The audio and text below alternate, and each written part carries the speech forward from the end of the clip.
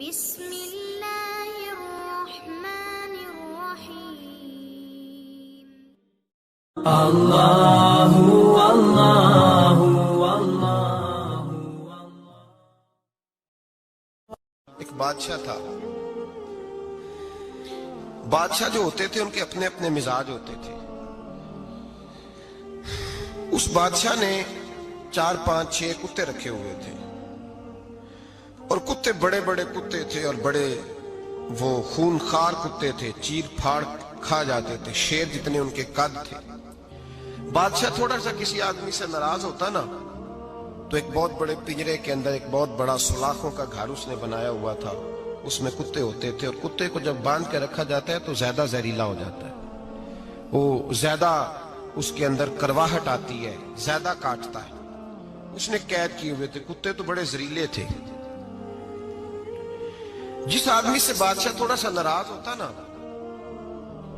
تو وہ کتے کے آگے اس آدمی کو ڈالتا، کتے اس کو چیر پھاڑ کے کھا جاتے۔ یہ سزا تھی، لوگوں کو پتا تھا۔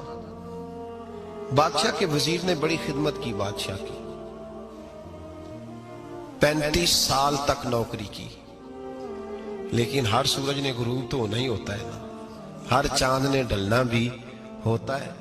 اب بوڑھا ہونے لگا، وہ جو مضبوط حافظہ تھا وہ کمزور ہونے لگا، ہلکی ہلکی غلطی۔ بادشاہ مزاج کا بادشاہ تھا، نہیں سمجھ میں آیا تو میں نے کہا کہ لوگ کہتے ہیں ہمیں کام پیارا ہے، چم نہیں، تو رشتہ وفا کا تھا ہی نہیں۔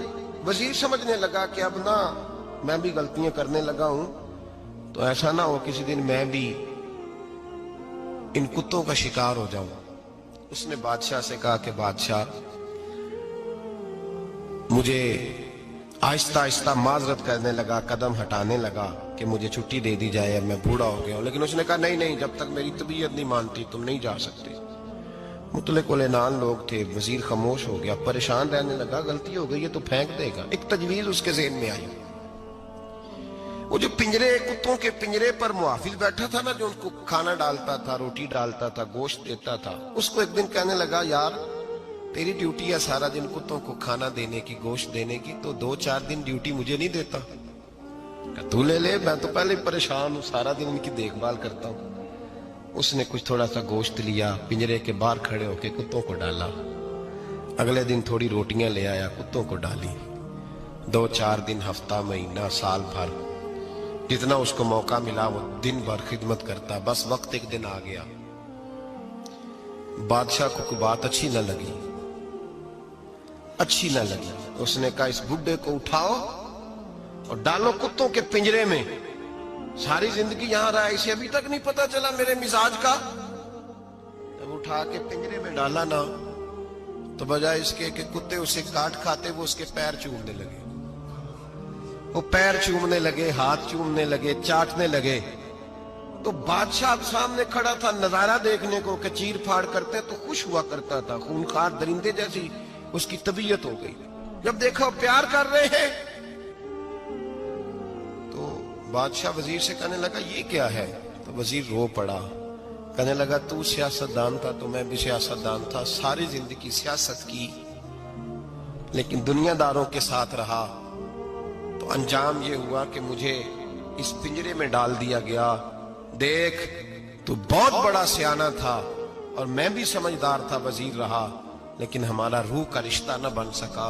ارے ہم سے تو یہ کتے ہی اچھے نکلے، تیری 40 35 سال خدمت کی تو نے کتوں کے آگے ڈال دیا، انہیں تو چند مہینے روٹی ڈالی ہے، میرے وفادار ہو گئے۔ چند مہینے روٹی، جنہ تنا وچ عشق نہ رچیا کتے نہ تھی چنگے، جنہ تنا وچ عشق نہ رچیا کتے نہ تھی چنگے، مالک دے کر راکھی کر دے ساور بھکھے ننگے۔ اور بابا بلے شاہ صاحب فرماتے ہیں تو راتی جاگے تے شیخ صدا میں، راتی جاگ دے کتے تے تیتھوں اتے مالک دا در مول نہ چھڑ دے، پاویں مارو 100 جتے تے تیتھوں اتے رکھا سکھا کھا، دنے جار رکھاں وچ ستے، تیتھوں اتے ایک برکی دا قدر پچھانن، پاویں مالک ہو من ستے۔ ایک برکی دا ऊपर खड़े होके काम नहीं कराना पड़ता कि मैं खड़ा रहूंगा तो काम सही होगा, जाऊंगा तो ना। एक बुरकी दा कदर पछाणन भावे मालक हो मन सुते। फिर अपने आप को मुखातब किया, कहने लगे उठ बुल्लिया, चल यार मना ले नहीं ते बाजी ले गए। मुल्ला रूमी कहते हैं कि चिड़िया और चिड़ा मुज़क्कर मुअन्नस दोनों इकट्ठे बैठे थे। तो एक बंदा आ गया सूफी, मेरी तरह पगड़ी शकड़ी बांधी हुई, जुब्बे कुब्बे में लगा हुआ। ये जितने फितने आज आपको नजर आ रहे हैं ना, ये जुब्बों के पीछे निकलते हैं सारे। आवाम बेचारी को तो पता ही नहीं था कि यहाँ भी उलझना है। इन्होंने पकड़ के चक्कर चला दिए, कभी कोई कहानी सुनाते हैं तो कभी कोई कहानी सुनाते हैं, कभी नहीं। और मैं शिकवा करने लगा हूँ, मुझे कर लेने दो। क्या तुमने कभी मईशत पर भी तकरीर की है? हुजूर ने मईशत नहीं दी? क्या तुमने कभी कौम को मुआशरत भी सिखाई है? ये भी तुमने बताया है कि जीना मरना कैसे है? वहाँ उलझाते हो जहाँ नौजवान कहते हैं कि यार तय कुछ नहीं हुआ आपके दरमियान अभी तक। जो कहानी सुना रहा था वो भी बड़े जज्बात में था, रो रहा था। जो रद्द कर रहा था वो भी जज्बात में था, रो रहा था। तो हम किधर जाएं? आपने कौम को किस दोराहे पे खड़ा कर दिया? शिकवा करने लगा हूँ। वो चिड़ा और चिड़ी दोनों बैठे थे। एक बंदा सूफी साफी आ गया, बड़ा जनाब, जुब्बा कुब्बा, बड़ी बात। तो चिड़िया चिड़े से कहने लगी उड़ जाएं, ये शिकारी ना हो। तो चिड़ा कहने लगा नहीं, शिकारियों का लिबास और होता है, ये तो दरवेशों का लिबास है, रहने दो, बैठे रहते हैं। उसने बड़ा समझाया चिड़िया ने, पर चिड़िया की बात मानता भी कोई नहीं ना। कभी कभी मान जाए करे, फ़ायदा होता है। अब चिड़िया की माने कौन? चिड़िया को तो लोग छोटा जानते हैं। तो वो चिड़ा बैठा रहा, पर वो बंदा आया।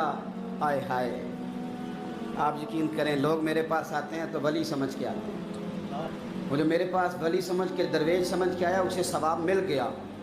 लेकिन अगर मैंने धोखा किया तो क़यामत में मेरी सज़ा बढ़ जाएगी। मुझसे मेरा रब पूछ लेगा, वो तो ठीक था, वो तो तेरी पगड़ी दाढ़ी देख के आया था, तू अपनी बात बता, तेरे अंदर क्या था? तो वो करीब आया ना, वो सूफी दरवेश, इल्ला माशाअल्लाह, उसने ना गुलेल पीछे छुपाई हुई थी। उसने गुलेल निकाली और मारी और चिड़ा मर गया। चिड़िया बड़ी परेशान हुई, उसने जाके बादशाह को शिकायत की, जंगल के बादशाह को, शेर को। शेर ने कहा तू फिक्र न कर, बंदा पकड़ लेते हैं। बंदा पकड़ लिया, गिरफ्तार कर लिया, सामने आ गया। तो चिड़िया कहने लगी, शेर कहने लगा चिड़िया से कि अब ना पकड़ तो हमने लिया है, सज़ा हमने नहीं देनी। अगर ये बात आपकी समझ में आ गई ना, मसला सिर्फ लीडरों का नहीं, कारकुन भी बड़े ख़तरनाक हैं। नाराज़ हो गए हो? मसला मुरीदों का नहीं, ये पीरों का नहीं, सिर्फ ये मुरीद भी नहीं कहीं हिलने देते। ये भी नई से नई कहानी रोज़ बना के लाते हैं और आके सुनाते हैं। सुनो, वो चिड़िया से कहने लगे, बादशाह सलामत शेर साहब कहने लगे कि सज़ा तेरी मर्जी की देनी है, तू बता क्या सज़ा दे। तो चिड़िया रो पड़ी, कहने लगी बादशाह इसे सज़ा कोई नहीं देनी, एक बस हुक्म देना है। उसे कहा वो क्या? तो वो कहने लगी इसे हुक्म करें, अगर इसने शिकार करना है तो लिबास भी शिकारियों वाला पहने। इसने लिबास सूफियों वाला पहनना है और अंदर से शिकारी है। बस इसे हुक्म करते हैं कि इसने शिकार करना है तो लिबास भी, अल्लाह करे आपकी समझ में बात आए। और सियासतदान, तूने लिबास पहन लिया है, खिदमतकार है तू शिकारी। और ब्यूरोक्रेट, ओ ताजर, तूने लिबास पहन लिया है, खिदमतकार, तू शिकारी है। ओ बहुत बड़ी जगह पे बैठे हुए अफसर, तूने लिबास पहन लिया है एक बहुत बड़े अफसर का, एक महकमे को संभालने का, और अंदर से तू रिश्वत खाता है, शिकारी है। और दरवेश साहब, मौलवी साहब और बड़े काम में लूटने के लिए दरवेश बन के तो ना लूटे। आपकी तबीयत के अंदर दौलत से बेजारी, हजरत अबू दरदा, हजरत अबू मूसा अशरी, हजरत अबू हुरैरा रदी अल्लाह तआला अन्हु, ये समझ ले उनके क्लास फेलो थे, उनके साथ पढ़ा था इन्होंने। हजरत अबू ज़र गिफारी इन पर भी जलाल करते। आप यकीन करें कि तबीयत ना ऐसे कैफ में आ गई इनको पढ़ के। इनको पढ़ा जब कुछ दिनों से, तो कुछ अनोखा, ये अनोखी वजह है, सारे जमाने से निराले हैं ये बंदे। कौन सी बस्ती के यार अब रहने वाले हैं, ये किस तरह के लोग हैं, क्या सोच है। حضرت ابو دردہ رضی اللہ تعالیٰ عنہ کے گھر کے قریب سے گزرے تو حضرت ابو دردہ مکان بنا رہے تھے. کیا جملہ کہا، تڑپ گئی روح. فرمانے لگے ابو دردہ تجھ سے مجھے یہ امید نہیں تھی یار. فرمایا کیا ہوا؟ فرمانے لگے اب تیرا مکان بنانے کے لیے بھی اللہ کے بندوں کی پشتوں پر اینٹیں رکھی جائیں گی. تیرا مکان بنانے کے لیے رب کے بندوں کی پشتوں پر اینٹیں تیرے لیے. حضرت ابو دردہ نے گردن جھکا لی. فرمایا یار جہاں تو ہے نا تو بالکل ہی ٹھیک کہتا ہے. کیوں؟ میرے نبی پاک صلی اللہ علیہ وسلم نے فرمایا اس زمین کے اوپر اور آسمان کے نیچے ابو ذر غفاری سے سچا بندہ کوئی نہیں، ان سے زیادہ سچا کوئی نہیں. فرمایا تو ٹھیک کہتا ہے یار، صحیح کہتا ہے. حضرت ابو موسیٰ اشعری رضی اللہ تعالیٰ عنہ کو گورنر بنا دیا گیا عراق کا. اب حضرت ابو موسیٰ اشعری صحابہ میں ایک بڑے جلیل القدر صحابی ہیں اور ان کی عظمتیں، رفتیں، بلندیاں کیا کہنا، بڑی گہری دوستی تھی. لیکن جب وہ گورنر بن گئے نا تو آپ نے فرمایا بس بھئی اب تو نے عہدہ لے لیا ہے، یہ بندے کو ٹھیک نہیں رہنے دیتی چیزیں، اب تو عہدے میں چلا گیا. بڑی مدت کے بعد ملاقات ہوئی حضرت ابو موسیٰ اشعری کے ساتھ. وہ دوڑ کے آئے حضرت ابو ذر غفاری کے گلے ملنے. میرا بھائی میرا بھائی. فرمایا پیچھے ہٹ جا، میں نہیں تیرا بھائی، تو گورنر ہے، میں غریب آدمی ہوں، اپنا کام کر. پھر دوڑ کے آئے. فرمایا ابو ذر تو میرا بھائی ہے یار، اکٹھے پڑھتے تھے حضور. فرمایا نہیں جا تو نہیں میرا. پھر آئے. جانتے تھے نا یہ سچا بندہ ہے، یہ سچا بندہ ہے، یہ تقریروں والا نہیں، صرف وعظوں والا نہیں، اس کے اندر بھی بڑی سچائی ہے. قریب آئے، آ کے کہا یار تو میرا بھائی ہے، میرے سینے لاگ. فرمانے لگے تو تیسری بار آیا ہے، مومن ہے، میں منہ نہیں موڑ سکتا، پر پہلے مجھے بتا گورنر بننے کے بعد تو نے مکان کتنے بنائے، باغ کتنے لگائے، چکیاں کتنی لگائیں، کتنے تو نے چیزیں بنائی ہیں، پہلے بتا. تو حضرت ابو موسیٰ اشعری نے ان کا ہاتھ پکڑا، رونے لگے. کہنے لگے جس محبوب سے تو نے تربیت لی ہے میں بھی انہی کا نوکر ہوں. جن کپڑوں میں میں عراق گیا تھا میرے آج بھی وہی ہیں یار. کیا بات کرتا ہے تو، میرے وہی ہیں. مجھے بتا اگر یہ عہدے خدمت کے ہم نہیں لیں گے تو پھر کیا ظالموں کو دیں گے، غیروں کو دیں گے؟ نہ کر، کچھ نہیں بنایا. حضرت سیدنا ابو موسیٰ اشعری رضی اللہ تعالیٰ عنہ روئے اور جب کہا نا کوئی شے نہیں میرے پاس تو فرمایا اچھا چل آ جا، پھر سینے لگ جا، تو واقعی میرا بھائی ہے. پھر حضرت ابو ذر غفاری نے محبت فرمائی.